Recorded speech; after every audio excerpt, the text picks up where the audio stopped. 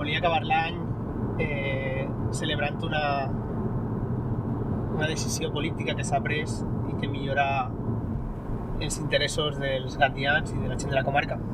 Estem anant per la carretera a l'autopista AP7, que en uns dies, 4 dies, serà alliberada i ja no es tornarà a pagar més per anar per ella. Per als saforencs, este moment semblava que mai arribaria, no? Que mai aplegaria. Sabreu, no? Que tenim un problema greu de comunicació, som una comarca que vertebra el que es coneix com les comarques centrals o Diània, i tenim un greu problema de connexió en el sud.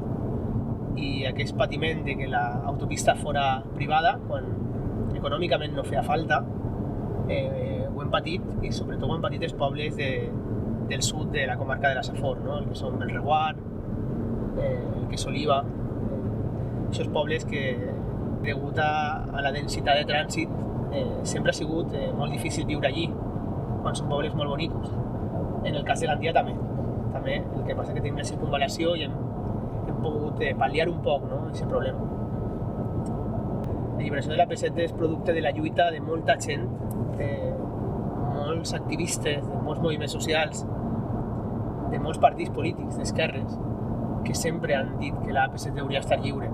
Jo recordo quan era xicotet que veia a les carreteres, ja veia pintades, que algunes encara estan, que ficava AP7 lliure, no? I crec que és molt bonic poder celebrar este cap d'any en aquesta decisió, una decisió revolucionària en el sentit que està remunicipalitzant-se el dret a la comunicació per carretera.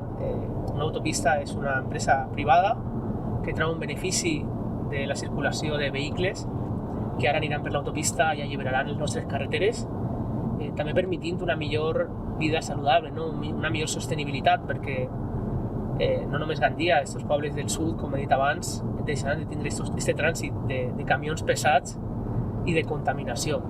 Per tant, és una alegria molt gran i crec que el 2020 serà un any que recordarà tota la història per l'alliberament de l'AP7.